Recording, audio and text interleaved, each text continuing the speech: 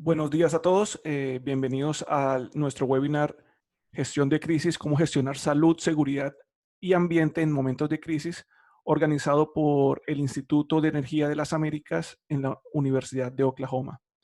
Nuestro instructor es Jorge Rodríguez Grau. Él es director ejecutivo de Oikos Technologies en Houston, Texas. Él es toxicólogo ambiental con más de 25 años de experiencia en posiciones gerenciales, involucrando proyectos multidisciplinarios y desarrollo de negocios en una amplia gama de sectores petroleros que incluyen refinación, petroquímica, exploración y producción, transporte y distribución. Sin más preámbulo, los dejo con el instructor Jorge. Bienvenidos. Muchas gracias, Luis, y muy agradecido a todos ustedes por aceptar nuestra invitación, la invitación que hicimos a través del Instituto de Energía de las Américas de la Universidad de Oklahoma. Quiero comenzar este webinar o seminario virtual describiendo dos situaciones diferentes. En la primera de ellas tenemos un evento que ocurre inesperado, un evento de importante repercusión en la organización. De hecho, tan es así que irrumpe en el ciclo del negocio. Para ser un poco más descriptivo, digamos que es un evento que afecta a las operaciones al punto de que nos está causando problemas a nivel de producción.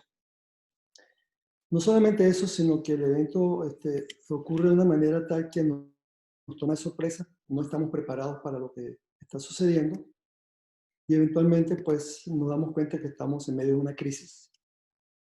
Siendo así, ponemos o activamos nuestra gestión de crisis, nuestro plan de gestión de crisis, el cual conlleva a la utilización de procedimientos, protocolos, etc. Pero la situación es tan desesperante, tan difícil, que pasada la crisis no logramos control de la situación y no podemos adaptarnos a ella.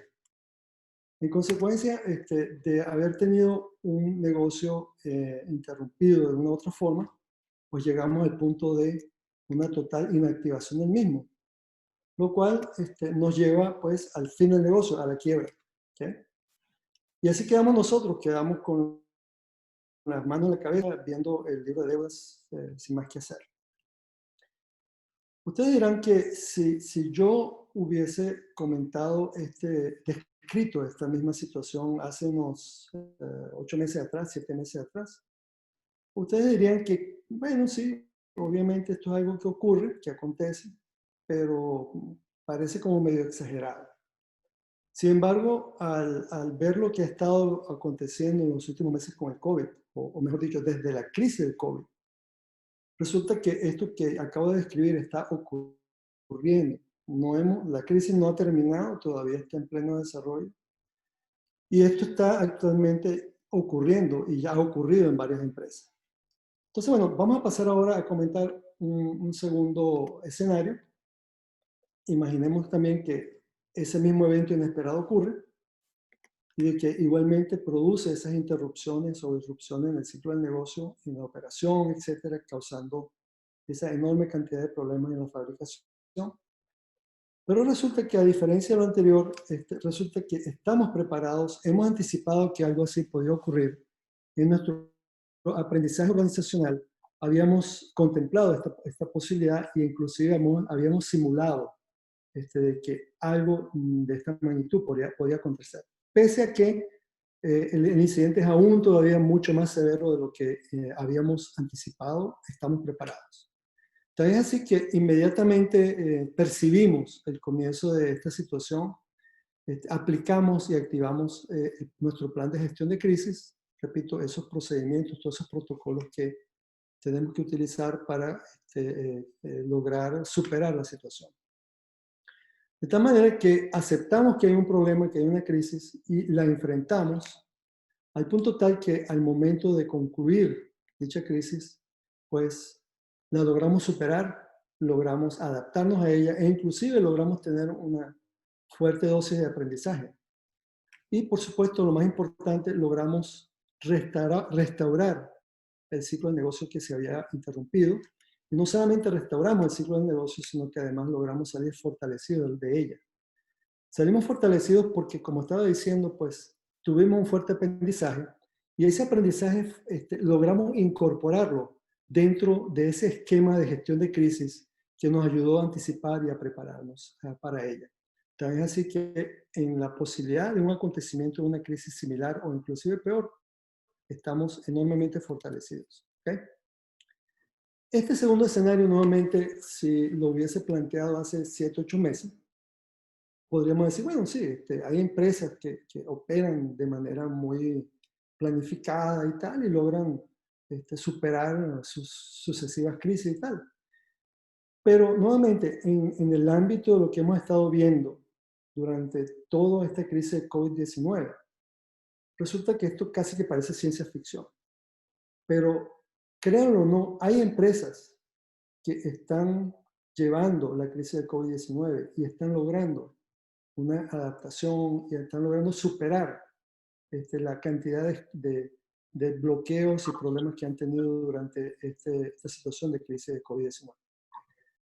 Para dar al menos un ejemplo de una de ellas, podría decirles que Amazon quizás es una empresa que está un poco mostrando esta capacidad. Claro, ustedes dirán, bueno, Amazon, por favor, o sea, Amazon es una empresa que está justamente en el rubro que se ha fortalecido enormemente durante el COVID-19, una empresa que está ganando infinidad de dinero, etcétera, etcétera, pero créanme que Amazon también está enfrentando una crisis pese a lo mucho que está ganando. Y eso no lo voy a demostrar aquí en estos momentos, pero sí vamos a volver a ese punto más adelante en este mismo webinar. Por ahora yo creo que lo importante es hacernos la gran pregunta. ¿Cómo puede una empresa o una organización llegar a atender la situación de crisis de la manera en que estoy planteando en este segundo escenario? Pues la respuesta está en lograr un aprendizaje organizacional, un liderazgo organizacional sólido a partir de tener muy bien fundado el aprendizaje organizacional. Es decir, todo lo que podamos instruir y mostrar a los miembros que pertenecen a nuestra organización para poder cumplir con las necesidades del liderazgo organizacional.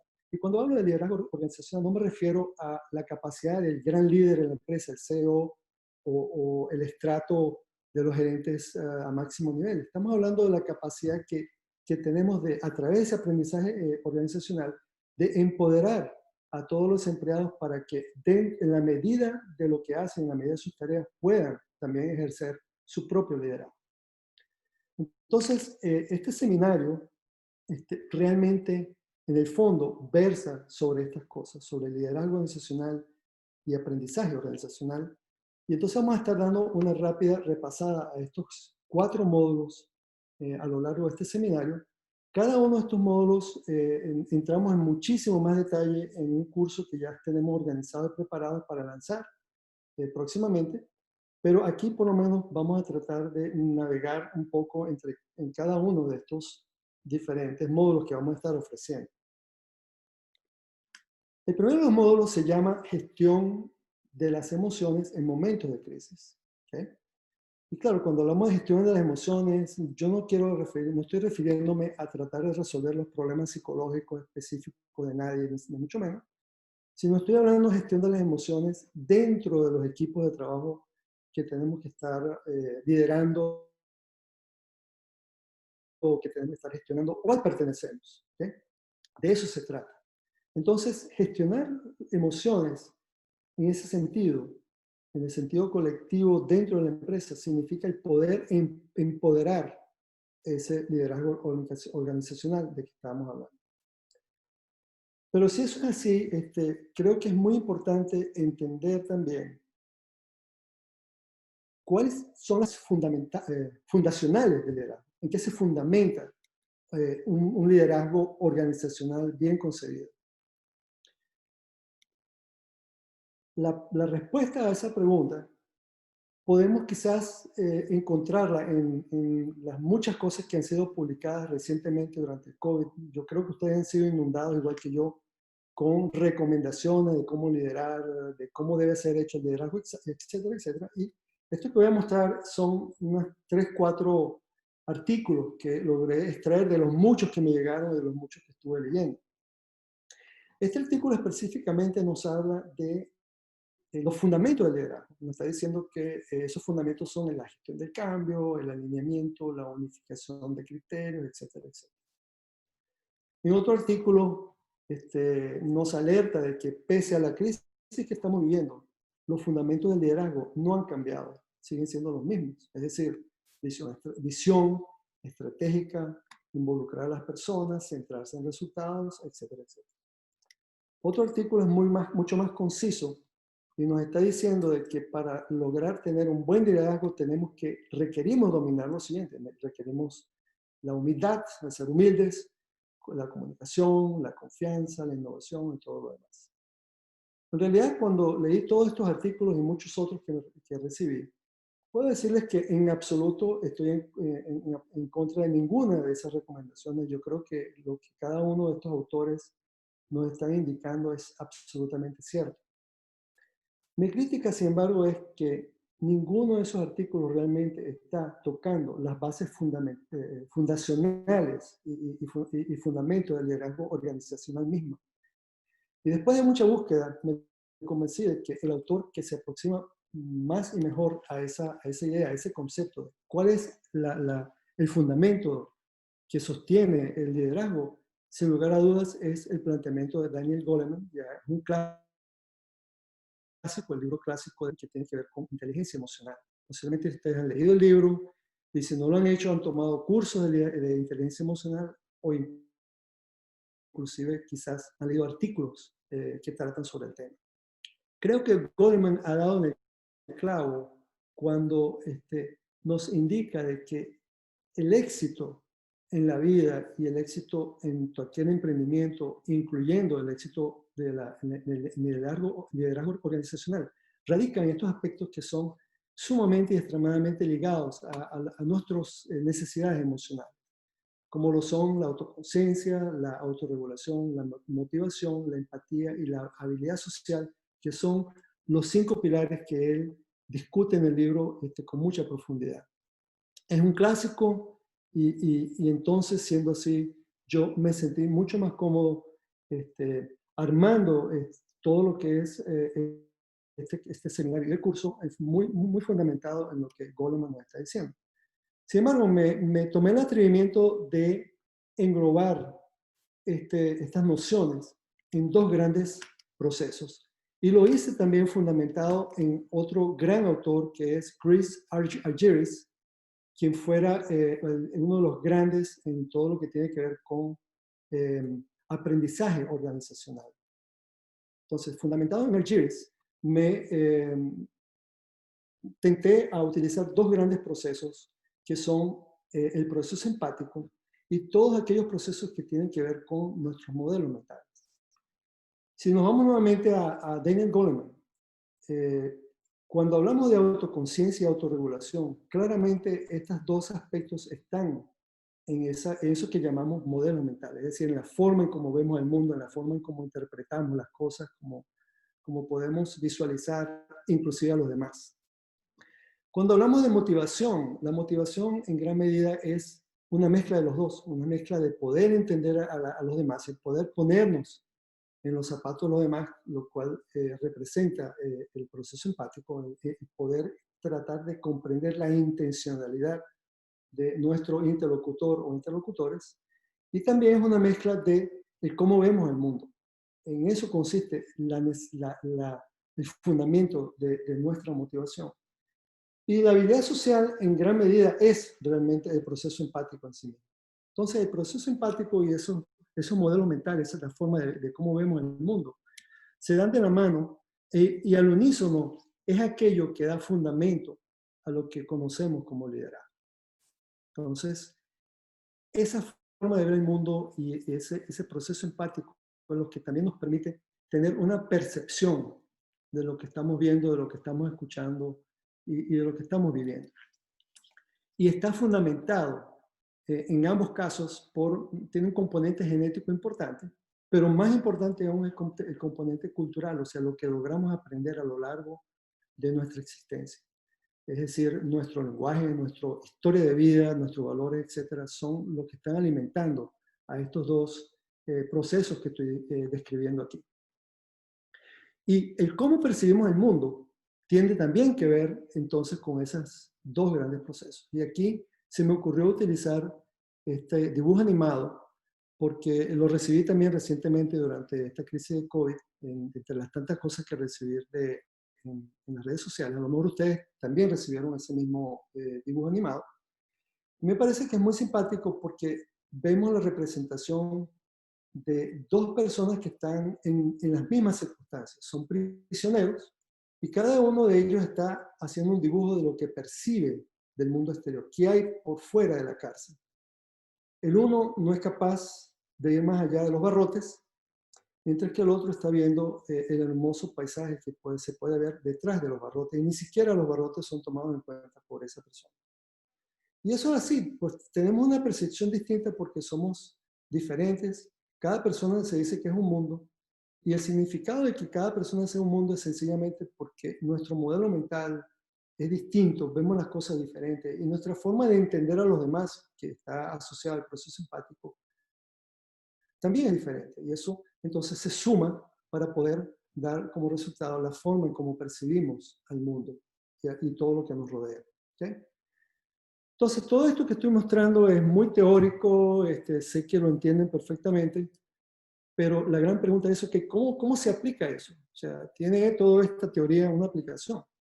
Y definitivamente la respuesta es que hay muchas formas de aplicar este entendimiento, este conocimiento.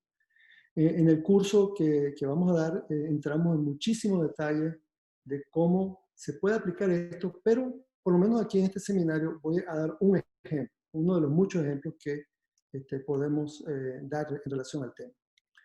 El ejemplo tiene que ver con cómo logramos una comunicación efectiva. Y es que la manera en cómo nos comunicamos facilita nuestra vida cotidiana, pero también el manejo de las crisis y refuerza de una forma muy importante ese liderazgo de que estamos hablando. Ahora bien, ¿cómo podemos lograr entonces esa comunicación efectiva? ¿Cuáles son los aspectos fundacionales que hacen a esa comunicación efectiva?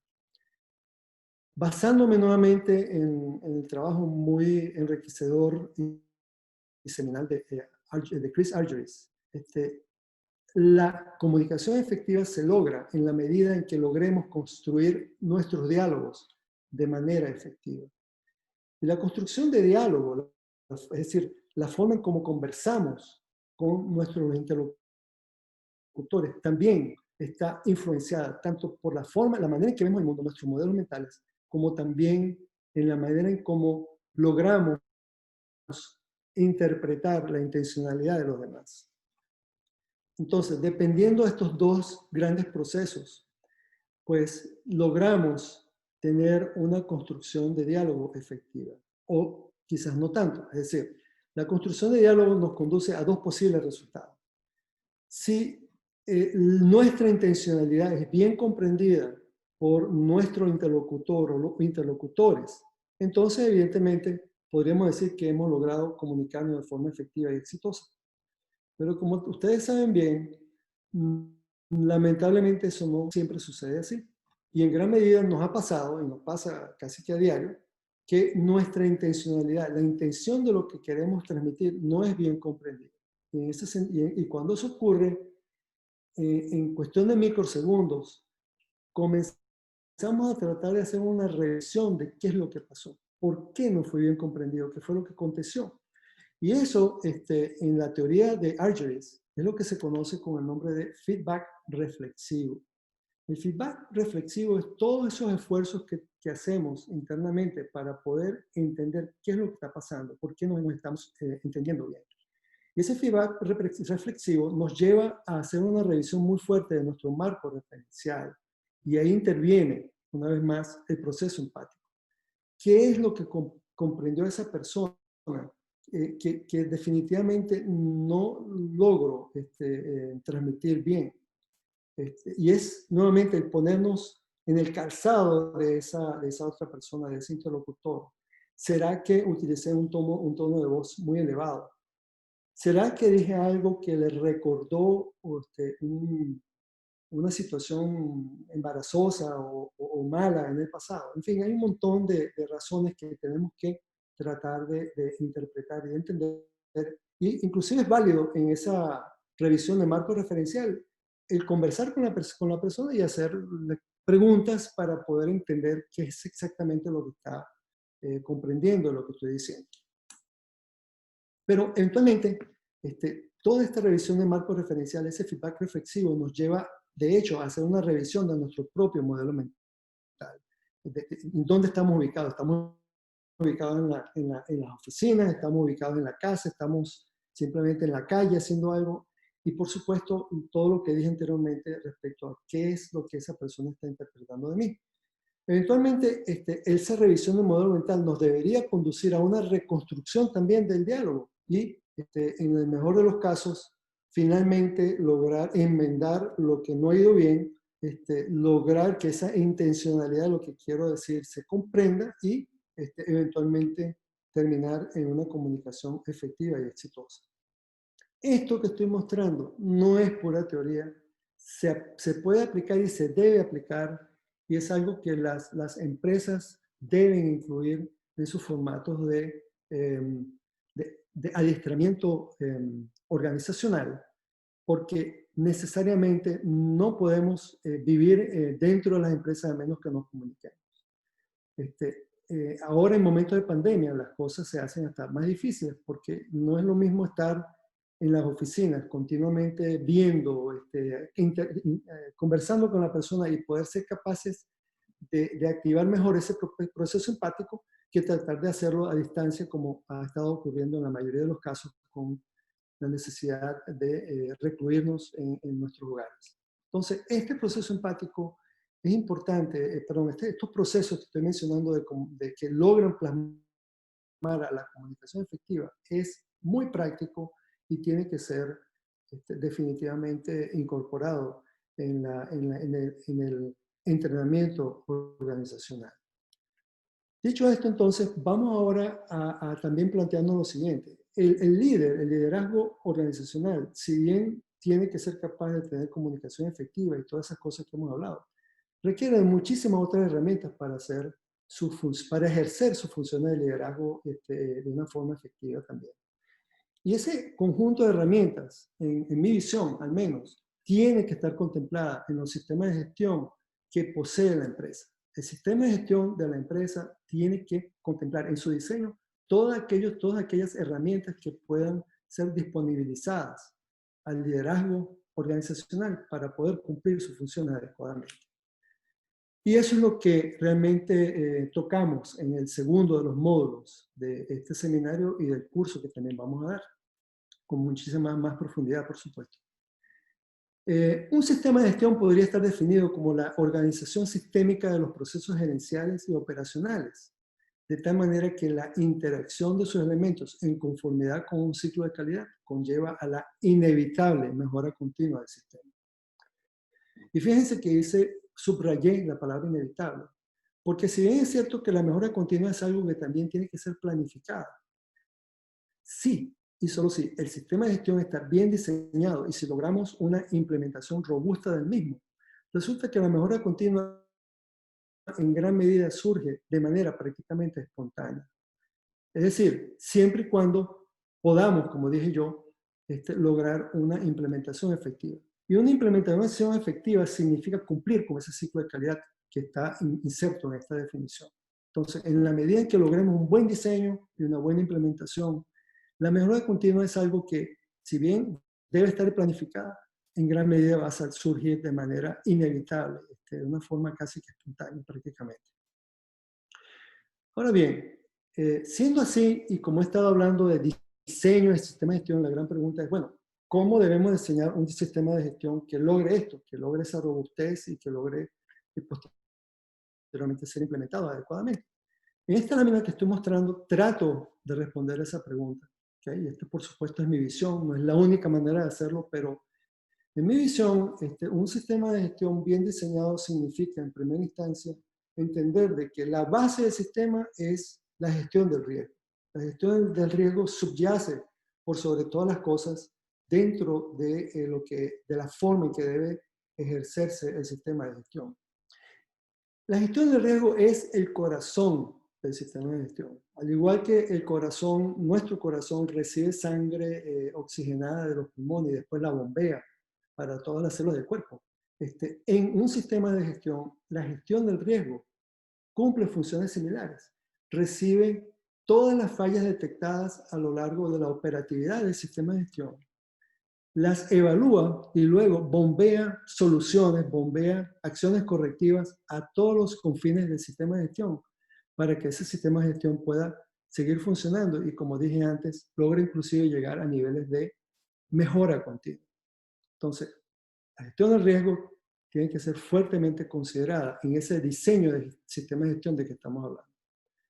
Lo otro que es altamente recomendable es que nos guiemos por patrones, procedimientos o normas fundacionales que tengan demostrados éxitos en muchos otros ámbitos industriales o empresariales.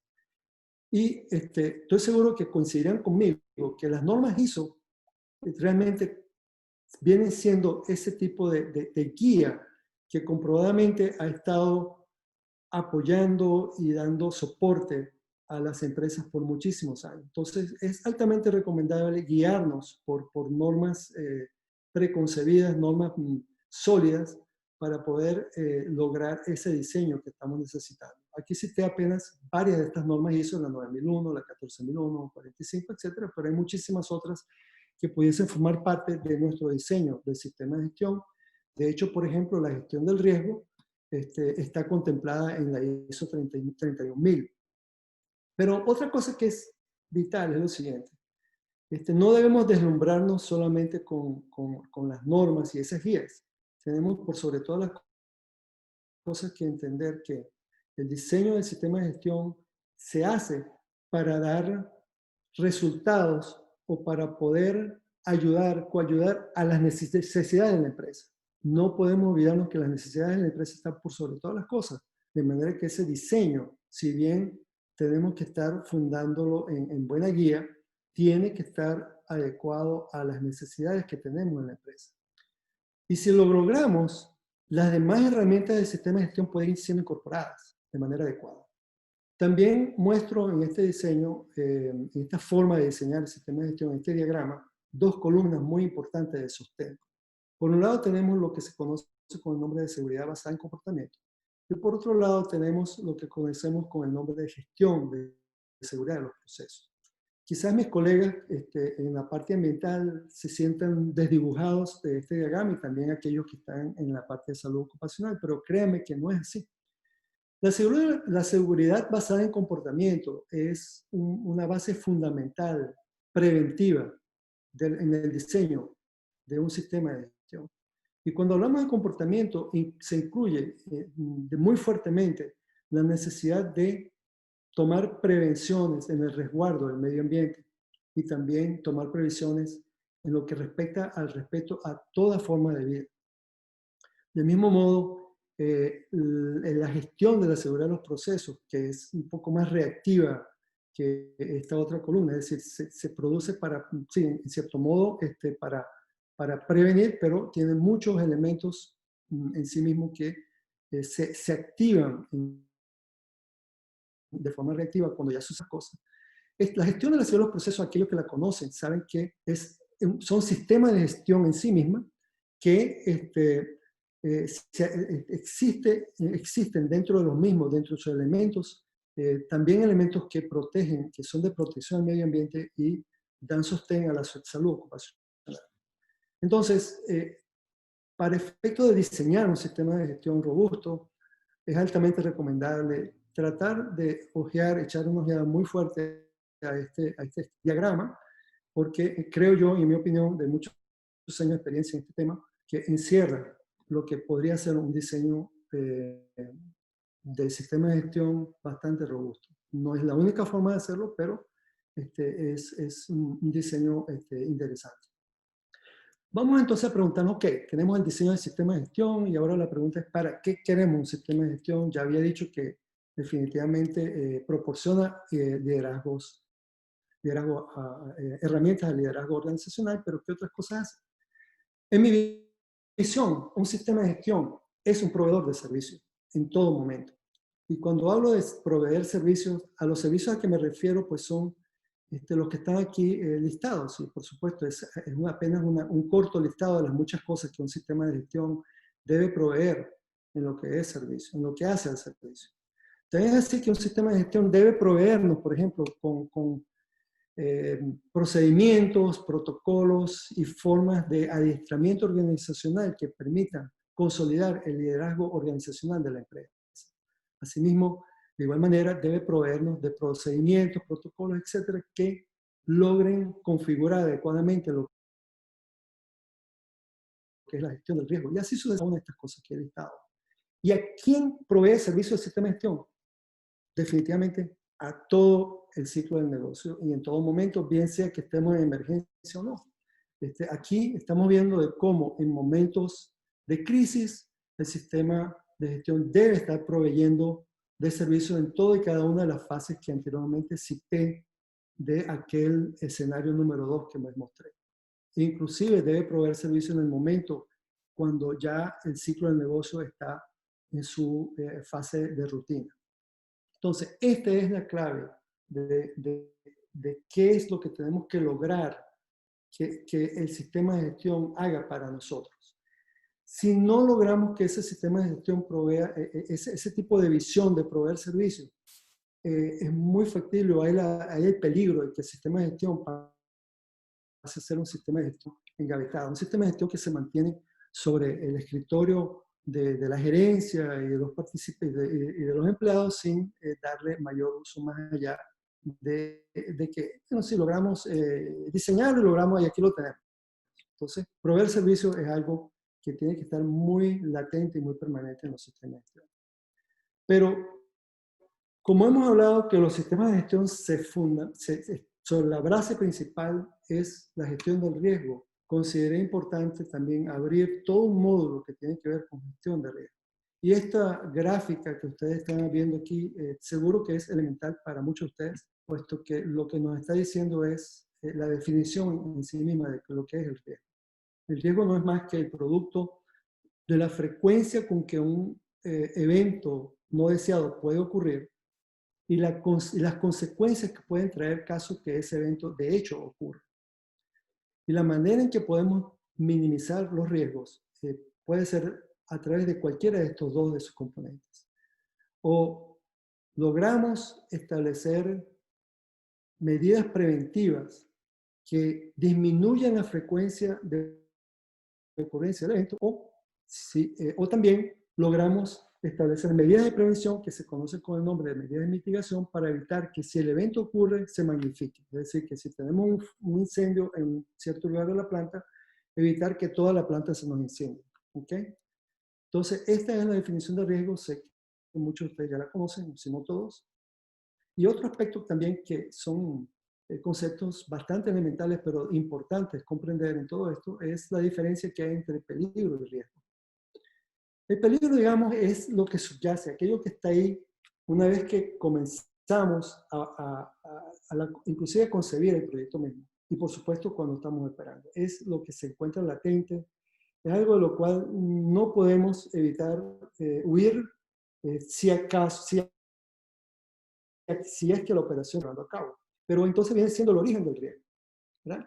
Y el riesgo viene siendo todas aquellas acciones indebidas que acarreamos, que tomamos, que hacen que el peligro se definitivamente salga a relucir en lo que respecta a sus consecuencias.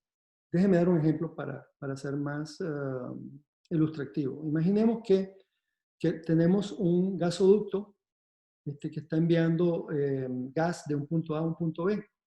¿Okay?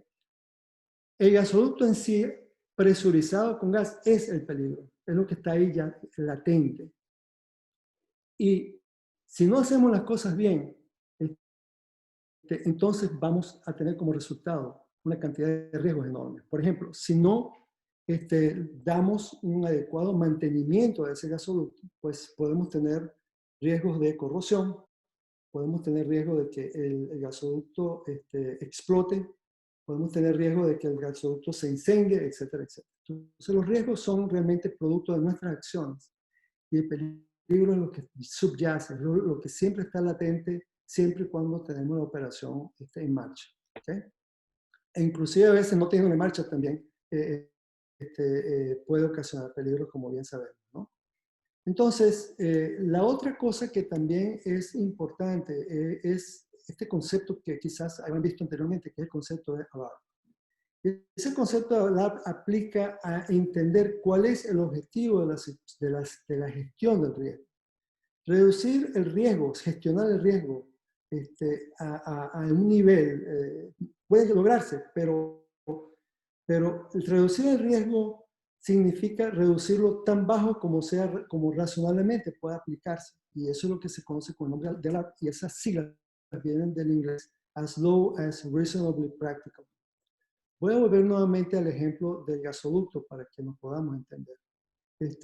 Nosotros podemos reducir el riesgo de todas esas cosas, los riesgos de ese gasoducto, haciendo muchas cosas. Por ejemplo, si reducimos la presión del gas que está siendo bombeado, indiscutiblemente el riesgo puede reducirse. Si a la vez de eso, como dije antes, logramos implementar un buen sistema de mantenimiento, sin lugar a dudas podemos reducir los riesgos de corrosión, explotar, etcétera, etcétera, que mencioné anteriormente. Pero hay una realidad, no podemos llegar al riesgo cero. O sea, al riesgo cero no puedes llegar, es un punto en donde no se puede llegar, porque para tener riesgo cero, simplemente tenemos que eliminar el peligro. O sea, tenemos que darnos de que vamos a tener un gasoducto y construirlo. Porque el mismo momento en que existe ya, el peligro está ahí y los riesgos que hemos mencionado anteriormente, pues son factibles. Entonces, reducir el riesgo, llegar a riesgo cero significaría, por ejemplo, buscar otras alternativas para poder trasladar ese gas del punto A al punto B. Podemos, por ejemplo, contratar un sinnúmero de camiones que estarían recibiendo gas en el punto A y llevándolo al punto B y tendrían que estar haciendo el recorrido permanentemente y sin parar para poder surtir la cantidad de gas que requerimos en ese traslado. Pero evidentemente eso conduce a otra cantidad de riesgos enormes porque los camiones rodando son definitivamente un peligro. Y entonces nos damos cuenta que esa alternativa va a conducir a un incremento desproporcionado de recursos. Entonces, ese es el concepto de ALARP. Tenemos que investigar, analizar y tratar de bajar el riesgo, pero hasta un punto en donde que sea razonablemente aplicable. Es decir, un punto en que no sea desproporcionadamente, que logremos un incremento desproporcionado de los recursos que podemos contemplar en nuestro proyecto.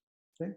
Entonces, es un concepto sumamente importante que vamos a estar, digamos, revisando con muchísimo más detalle durante el curso que hemos preparado de eso. Otras cosas de las cuales vamos a estar hablando en el curso en profundidad es sobre métodos de análisis de riesgo. Vamos a estar analizando métodos cualitativos y métodos cuantitativos y por supuesto en cada uno de ellos vamos a estar viendo casos de estudios. Vamos a estar hablando también de la aplicación de criterios de tolerabilidad, en donde por cierto el concepto de ALARP vuelve a ser de gran importancia. Y por supuesto tenemos también que contemplar las cosas que tienen que ver con métodos de reducción de riesgos, siguiendo lo que se conoce con el nombre de jerarquía de los controles.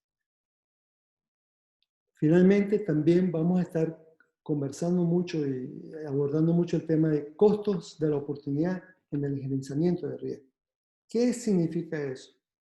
La gestión del riesgo tiene que tratar de hacerse lo más temprano posible dentro de un proyecto. Es decir, idealmente debemos comenzar a gestionar el riesgo en el momento en que estamos concibiendo el proceso mismo. Por ejemplo, en la ingeniería conceptual del proceso ya debemos estar gestionando los riesgos. Y si lo logramos, vamos a poder, primero, tener mayor garantía de que ese gerenciamiento va a ser, digamos, robusto, va a ser bueno. Y en segundo lugar, vamos a poder ahorrar mucho dinero.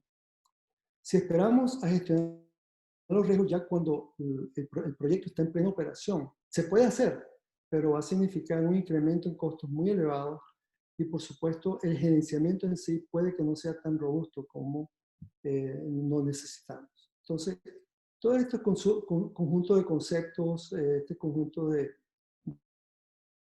cosas van a estar siendo tocados con mucha más profundidad en el curso que hemos armado para este módulo en particular. El último de los módulos trata de resiliencia organizacional. Y si ustedes hacen una búsqueda sobre el significado de resiliencia, van a quedar abrumados de la cantidad de cosas que van a conseguir. Y este término resiliencia se ha utilizado muchísimo en muchísimas disciplinas, muchísimas especialidades. Por ejemplo, se maneja el concepto de resiliencia en teoría ecológica, hablando de la resiliencia de los ecosistemas. Se maneja el concepto de resiliencia en la ingeniería de los materiales.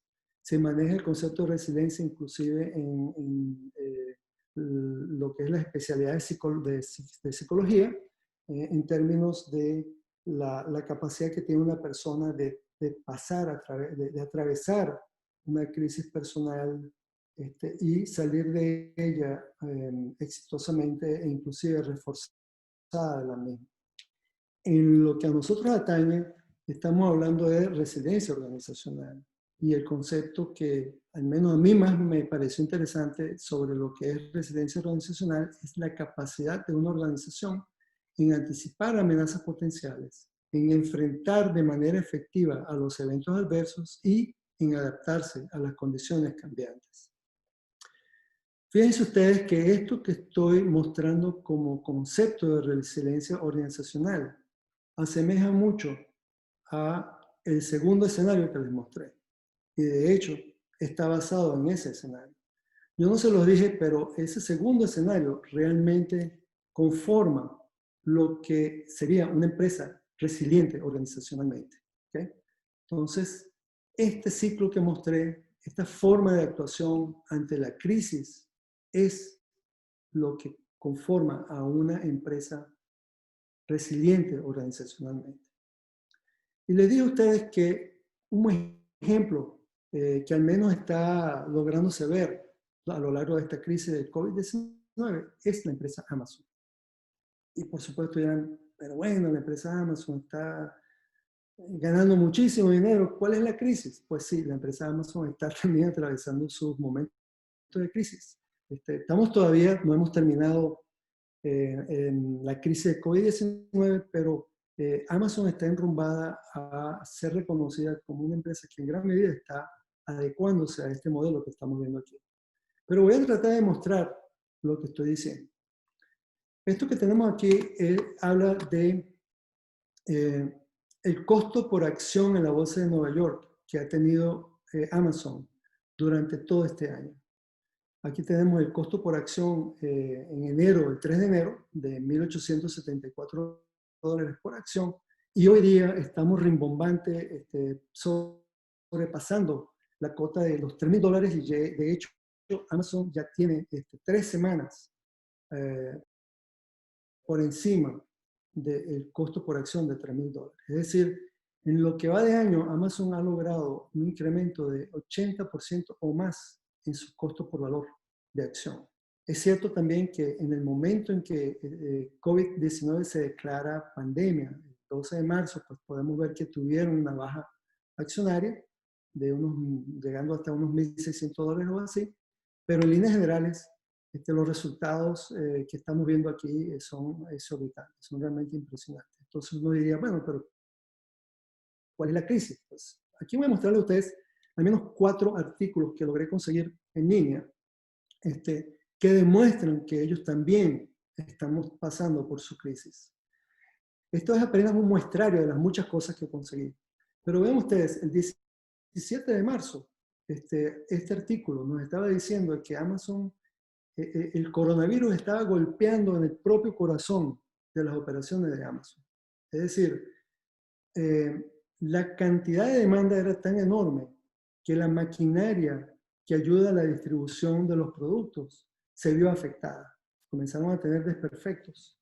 O sea que Amazon tuvo inmediatamente que activar mejoras importantes en lo que respecta al mantenimiento que hacen a esas máquinas, así como también incorporar máquinas que pudiesen suplir la enorme demanda que estábamos teniendo, o que estaban teniendo. Ojo, yo no trabajo para Amazon.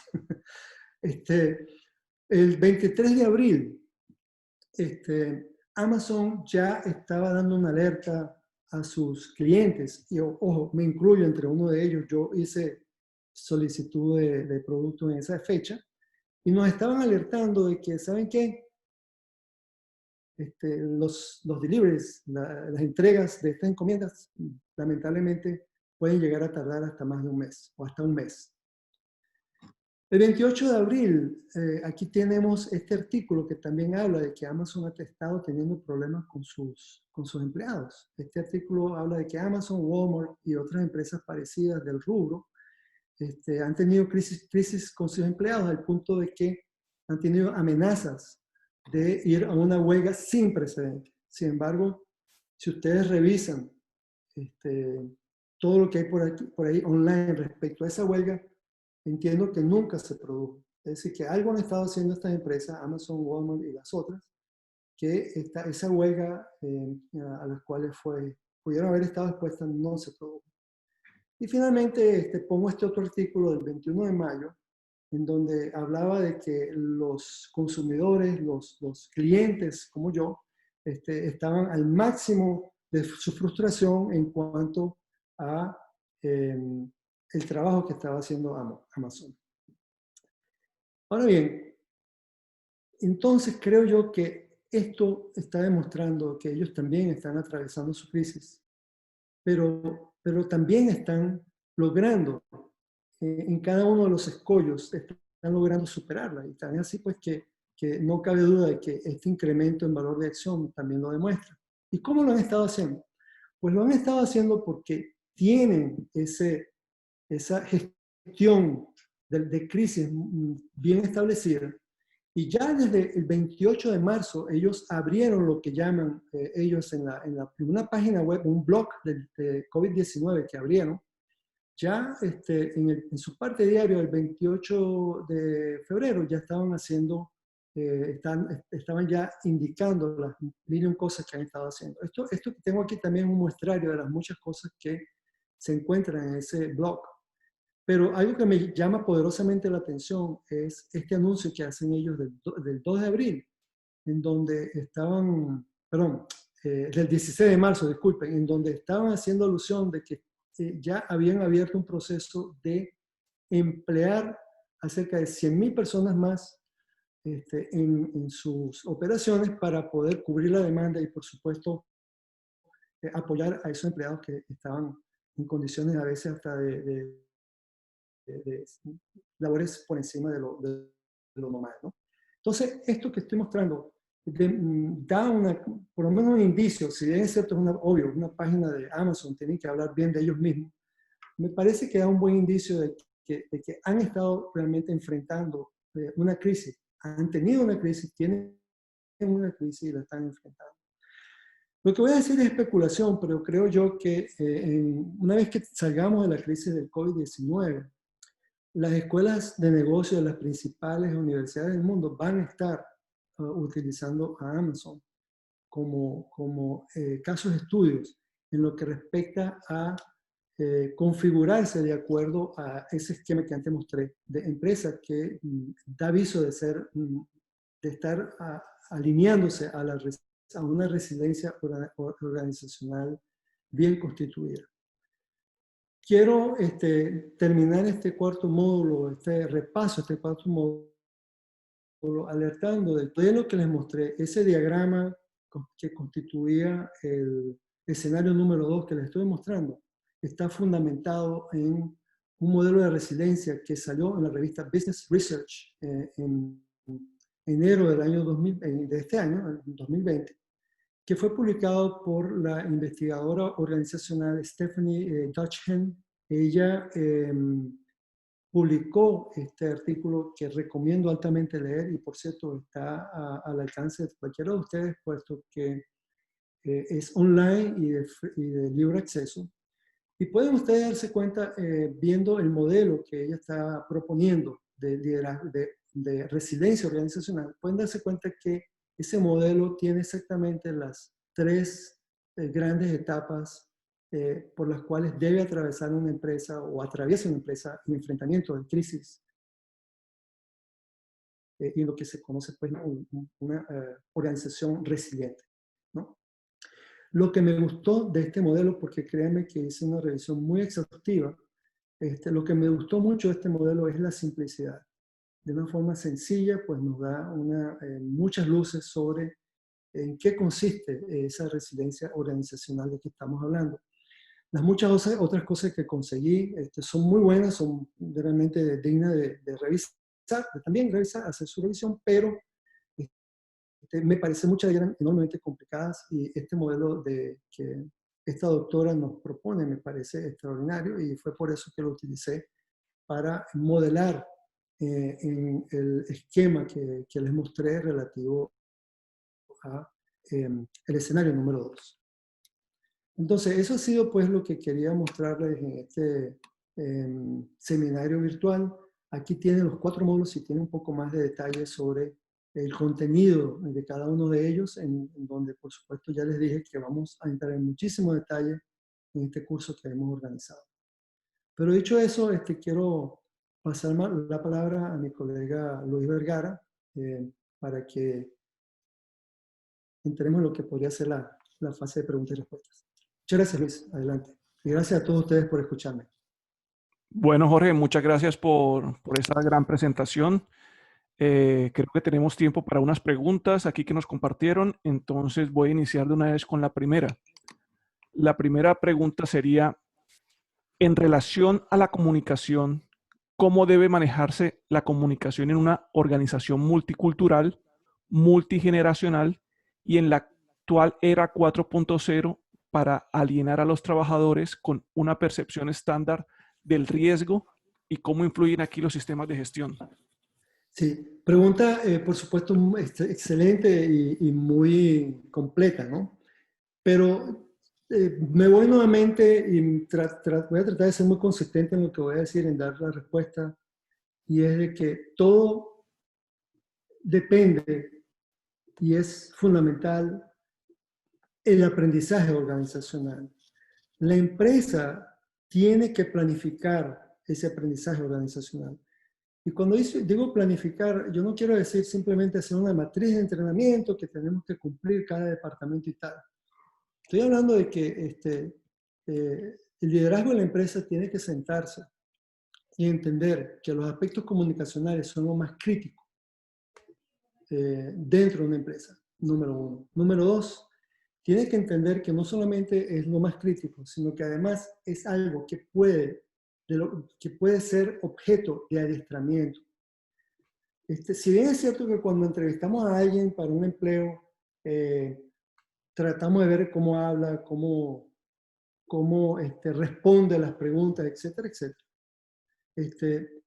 También es que una vez que empleamos a la persona, no es simplemente que ya confiamos de que va a tener, digamos, la capacidad comunicacional adecuada. Tenemos que dar a los distintos grupos de la empresa la cabida para que puedan adiestrarse en esas técnicas, porque es cuestión de técnica nomás. Entonces hay que estructurar muy bien el aprendizaje organizacional.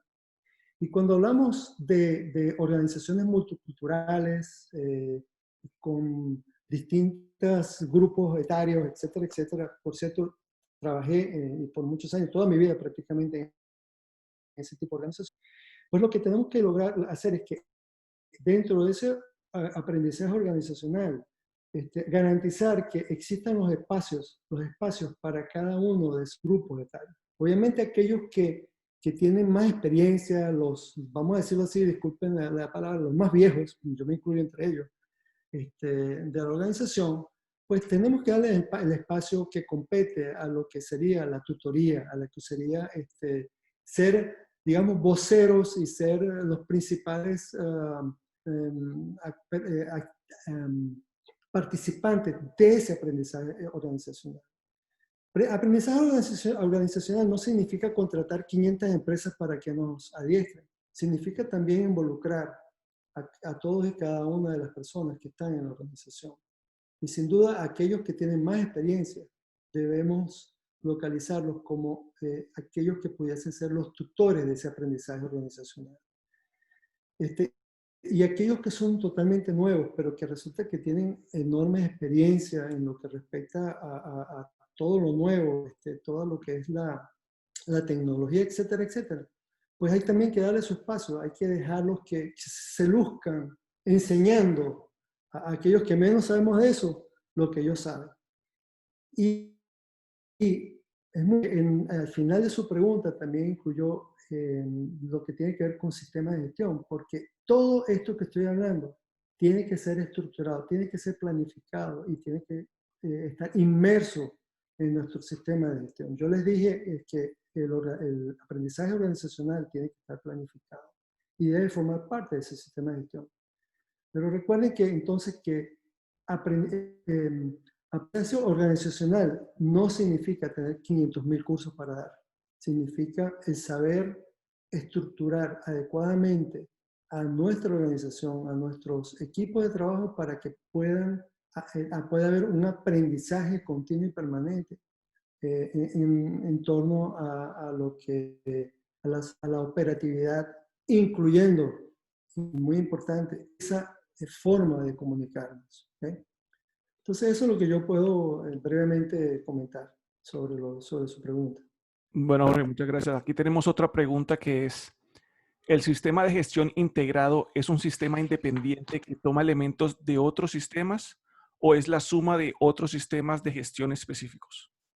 Bien, hice mucho énfasis en que idealmente sea un sistema de gestión integrado. Y efectivamente, un sistema de gestión integrado es aquel que se arma, que se diseña a partir de muchas opciones de gestión. Por ejemplo, cuando cité las normas 9001, pues ese sistema de gestión integrado puede tener fuertes elementos que tienen que ver con calidad. A eso se refiere la norma 9001. Pero es importante también incorporar dentro de ese sistema de gestión aspectos que tienen que ver con la parte ambiental, que lo cubre la norma 14001, y aspectos que tengan que ver con seguridad y salud ocupacional, que tiene que ver con la 45001. Y no es que yo quiera insistir solamente en esas tres normas. Depende mucho, y lo dije, de las necesidades de la organización. No podemos diseñar un sistema de gestión a dedo. Bueno, me parecería que sería bueno que incorporemos, ¿no?, este aspecto de la norma de la 45001, de la 14, etc. Tiene que ser diseñado de acuerdo a la necesidad de la empresa. Entonces, es un sistema de gestión integrado porque acapara o trae a colación todas las posibles normas de sistema de gestión que nos ayuden a dar respuesta a la necesidad de la empresa. Eso sé que también roba, vamos a decirlo así, de muchos otros sistemas de gestión perfectamente. O sea, el tema es diseñarlo en función de lo que necesitamos.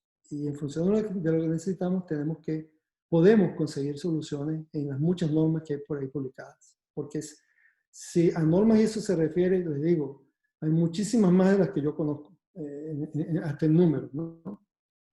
Eso es, Luis. Perfecto, Jorge. Bueno, yo creo que tenemos espacio para una última pregunta y es, si hubiésemos anticipado que una crisis sanitaria similar a la del H1N1 iba a causar tanto daño en la economía del mundo, ¿qué hubiésemos podido hacer para evaluar, anticipar y evitar la magnitud de este caos económico? Espectacular pregunta, porque de hecho yo estuve involucrado en la respuesta a la gestión de crisis en la empresa en la cual trabajaba en ese momento, en 2008, que fue la llamada pandemia, la swine flu, la pandemia de la H1N1, que muy curiosamente, por cierto, resulta que es el mismo tipo de virus que de pandémico, que es la llamada gripe española de 1918. Pero en fin, no nos vayamos tan atrás como 1918. La H1N1 fue definitivamente un evento pandémico, no llegó al menos aquí en Estados Unidos, no llegó a los niveles ni remotamente, bueno, en ninguna parte del mundo creo yo, no llegó ni remotamente a los niveles que estamos viendo hoy de la COVID-19, pero esa crisis debió habernos despertado y sin duda despertó a mucha gente, porque recordemos, por ejemplo, que Bill Gates hace una serie de aseveraciones que hoy día la ponen muy proféticas y que quizás lo son, pero Bill Gates nos da esos mensajes en el año 2011. O sea, acabábamos, no hacía mucho de salir de la gripe porcina o H1N1.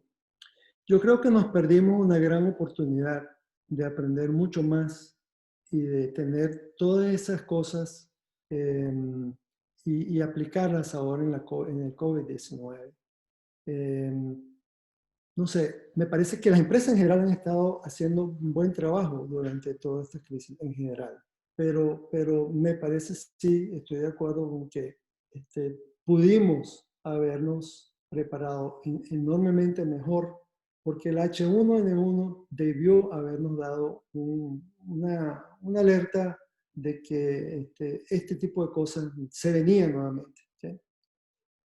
Entonces, ¿y qué podíamos haber hecho mejor? Es un gran aprendizaje que tuvimos del H1N1. Tiene que ver con la forma en que nos estructuramos ante una emergencia. Y una recomendación muy importante que yo trato siempre de dar es lo siguiente.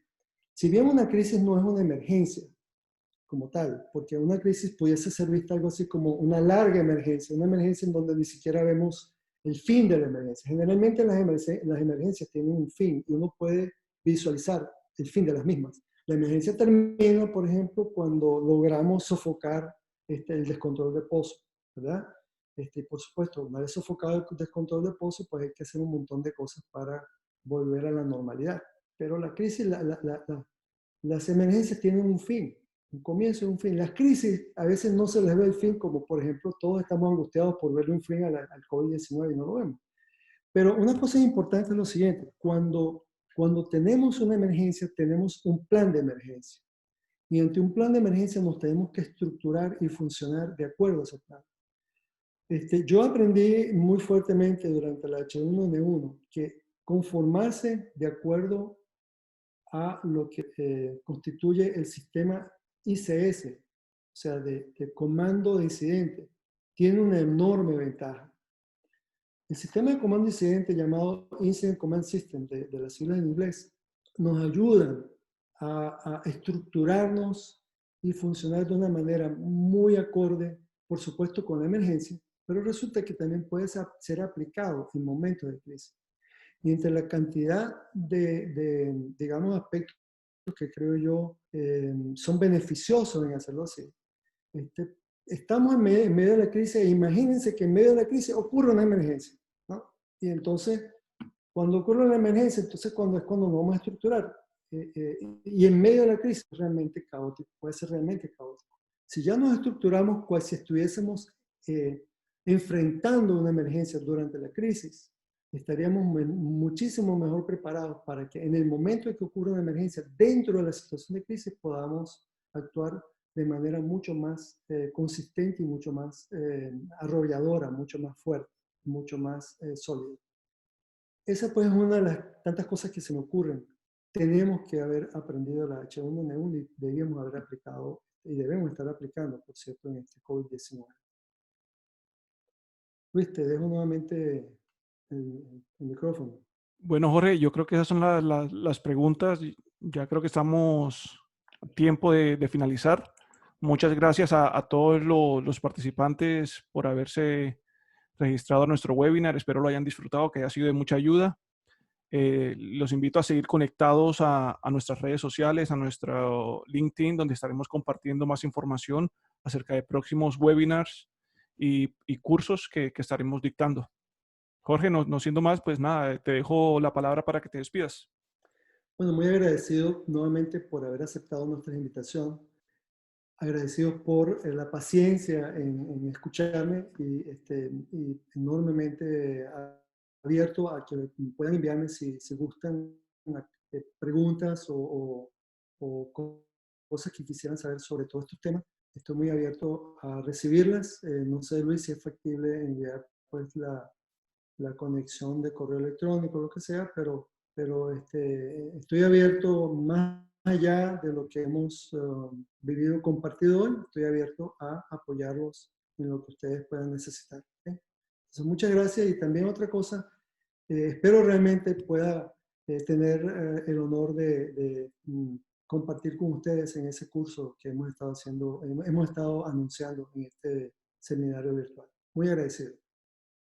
Bueno, muchas gracias a todos y que tengan un muy buen día.